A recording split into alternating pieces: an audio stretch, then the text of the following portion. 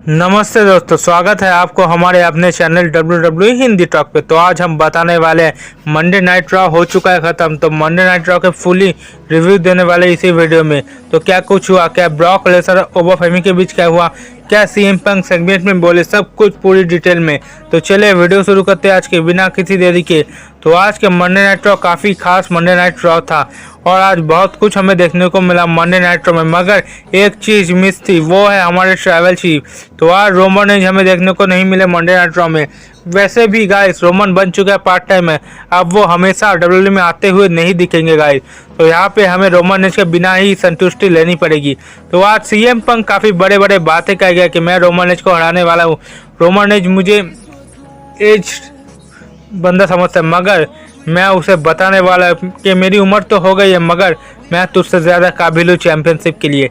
तो यहाँ पे सीएम पंक सबसे पहले आते हैं, मंडे नाइट रॉ को शुरुआत करते हैं और बड़ी बड़ी डींगे हाँकते हैं। क्या देखते हैं कि सीएम पंक जो कहा क्या वो सच करके दिखाएंगे, क्या जो बात है वो अक्षरों में पालन करेंगे सीएम पंक, वही हमें देखना है गाइस। क्या रोमन रेंज को सीएम पंक हराएंगे गाइस? तो काफ़ी कुछ सीएम पंक तो कह गए हैं भावनाओं में बहकर और अपने पब्लिक के सामने। तो क्या वो जो कहे हैं वो क्या सच करने वाले हैं? क्या आखिर हमारे ट्रैवल चीफ को सीएम पंक हराएंगे? जैसे कि रोमन का कहना था कि तुम्हारा उम्र हो चुका है, अब तुम ज़्यादा देर रेसलिंग नहीं कर सकते हो, उसको क्या गलत साबित करेंगे हमारे CM Punk best in the world? वही हम देखते हैं। मगर यहाँ पर अगर बैटिंग ऑड्स के माने तो इनके मैच में रोमन हाईली फेवरेट है जीतने के लिए गाइस। चाहे सीएम पंक कुछ भी कर ले, रोमन एड़ी चोटी का जोर लगा देंगे उस मैच को जीतने के लिए, क्योंकि रोमन का हिल्टन तो पहले भी हो चुका है। अब रोमन ने तो जीतेगा किसी भी तरीके से। और आज आइसो स्पीड भी हमें देखने को मिले विजन के साथ मिलके, एडम पियर्स वो टकले के साथ बात करते हुए। और यहाँ पे विजन कहते हैं आइसो स्पीड को तुम्हें डरने की ज़रूरत नहीं है ब्लड लाइन और एले नाइट से, क्योंकि हम वो संभाल लेंगे, क्योंकि तुम विजन के साथ हो, तुम्हारा कुछ नहीं हो सकता। तो आज एले नाइट और विजन के एक मेंबर्स यानी कि ऑस्ट्रियन थ्योरी का एक सिंगल्स मैच था, जहां पर आइसो स्पीड होते हैं डिस्ट्रॉय करने के लिए, ऑस्ट्रियन थ्योरी के हेल्प करने के लिए। तो यहाँ पर वही एले नाइट टांग पकड़ के रख दिए थे आइसो स्पीड की, और उसी बीच इसका फायदा उठा के रिवर्स में कवर करके ऑस्ट्रियन थ्योरी 1 2 3 और ये मैच को अपने नाम कर लिए। मगर यहाँ पे ऑस्ट्रियन थ्योरी और एले नाइट कि मैच में तो ऑस्टिन थ्योरी की जीत हो गई और लोगन पॉल और ऑस्टिन थ्योरी वहाँ से जाने लगे। मगर यहाँ पे ऊसो और एले नाइट ने स्पीड को घेर लिया, उसके बाद घेर के मार के कुत्ता ही बनाने वाले थे, मगर पीछे से पैर पकड़ के लोगन पॉल ने खींच लिया स्पीड को।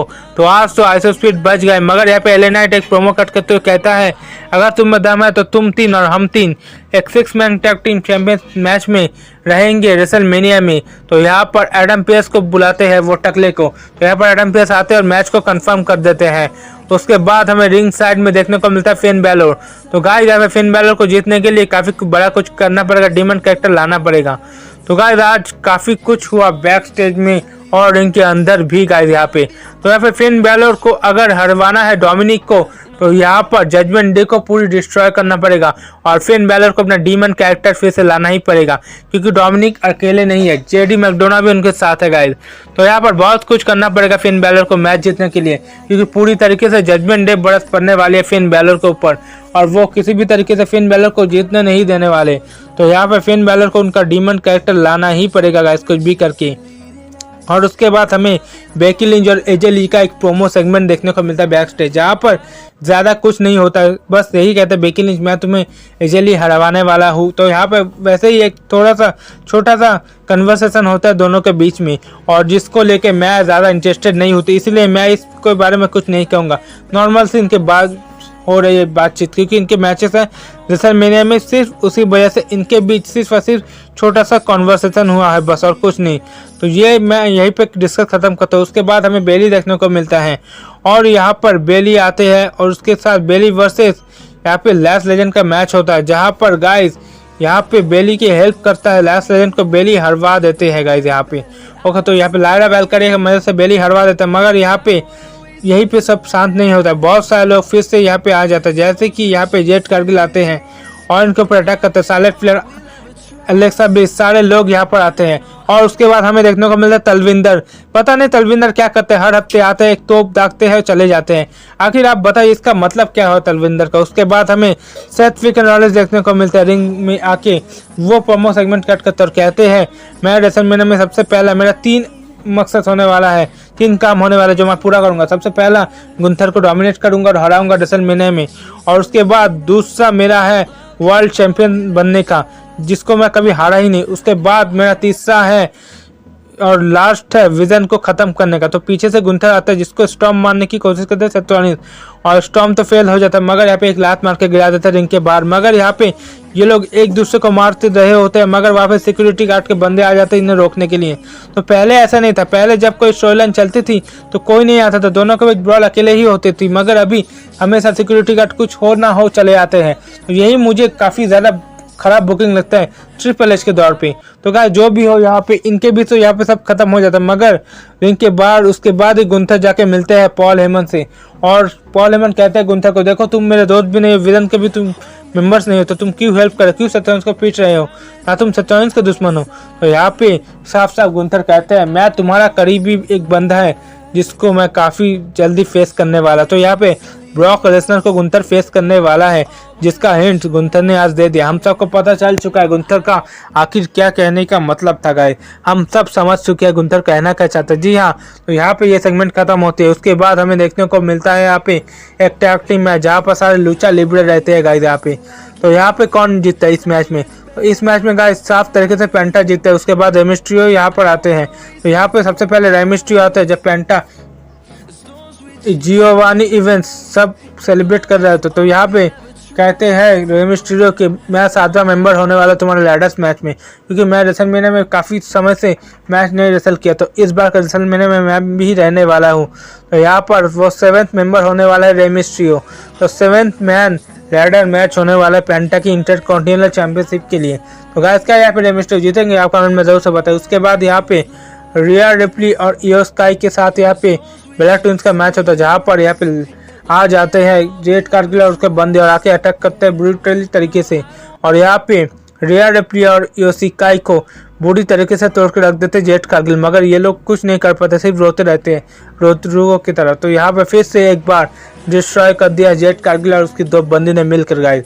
तो इनके स्टोरी लाइन में हमेशा बोरिंग ही रहता है, हमेशा एक दूसरे को पीटते रहते, जेट कारगिल डोमिनेट करते रहते। तो ये कोई नया नहीं है। तो रिया रिप्ली जेट कारगिल का मैच भी होने वाला है, इसीलिए साथ से ये होने वाला है। और इसके बाद हम बात कर लेते हैं जजमेंट डे की।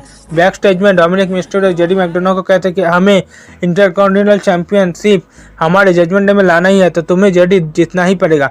आपको बता दूं कि जेडी मैकडोनाल्ड भी क्वालिफाई कर चुके हैं, वो लैडर मैच में होंगे जो इंटरकॉन्टिनेंटल चैंपियनशिप के लिए होने वाला है। तो यहाँ पे टॉम कह रहे हैं कि जेडी को तुम जीतो और वो टाइटल हमारे जजमेंट डे पे लाओ। तो यहाँ पर ये सेगमेंट खत्म होता है। उसके बाद यहाँ पे लिव मॉर्गन भी एक थोड़ी सी छोटी सी कन्वर्सेशन करते हुए सेगमेंट कट करते हुए हमें दिखाई देते हैं। उसके बाद लिव मॉर्गन अटैक कर देते वो बंदी पे जिसके साथ वो सेगमेंट कट कर रही थी। बस यहाँ पे ऐसे ही छोटा सा प्रोमो सेगमेंट हमें देखने को मिलता है गाइस। ओके, तो आज का मंडे नाइट रॉ में काफ़ी खास था, काफ़ी कुछ हमें आज का मंडे नाइट रॉ में देखने को मिला। और उसके बाद यहाँ पर आते हैं पॉल हेमन, और पॉल हेमन यहाँ पे आते हैं और कुछ कह रहे होते हैं यहाँ पर, और ट्रिपल एच भी हमें देखने को मिले आज। तो ट्रिपल एच भी हमें देखने को मिला, काफ़ी बड़ा आज का था। उसके बाद हमें पॉल हेमन इंट्रोड्यूस करते हैं ब्रॉक लेसनर के, फिर पॉल हेमन ब्रॉक लेसनर के साथ आते हैं, और उसके बाद कॉन्ट्रैक्ट साइनिंग था आज के मेन इवेंट में। तो ओवा फेमी भी यहाँ पे आते हैं। तो ब्रॉक लेसनर और ओवा फेमी का आज कॉन्ट्रैक्ट साइनिंग हुआ कि नहीं वो हम जान लेते हैं। मगर यहाँ पे जब ओवा फेमी की थीम सॉन्ग प्ले होता है, ओवा फेमी तो आते तो है यहाँ पे, मगर आते ही ब्रॉक लेसनर और ओवा फेमी के बीच भिड़ंत शुरू हो जाते हैं, मारने लगते रिंग के बाहर ही। यहाँ पे कभी ब्रॉक मार रहे थे, कभी ओवा फेमी मार रहे थे, टेबल भी तोड़ देते हैं, यानी कि कॉन्ट्रैक्ट साइनिंग आज की होती ही नहीं है गाइस। तो इन दोनों के बीच भिड़ंत हो जाती है गाइस। तो गाइस क्या पता, हम अगर पहले जैसे रोमन और जैसे ब्रॉक का कॉन्ट्रैक्ट साइनिंग होता था, कन्वर्सेशन होता था, ये ओवर फेमी हमें तो बकचोदी का तो कुछ माइक में बोलता ही क्यों नहीं है, आप कमेंट में बताइए। मेरी आज की वीडियो चाहिए तो लाइक कीजिए, और चैनल में तो चैनल को भी कीजिए सब्सक्राइब, वीडियो को कीजिए शेयर ऐसे वीडियो देखने के लिए। तो बस आज की रिव्यू यही तक थी, मिलते किसी आपको ऐसे किसी अगले इंटरेस्टिंग वीडियो के साथ।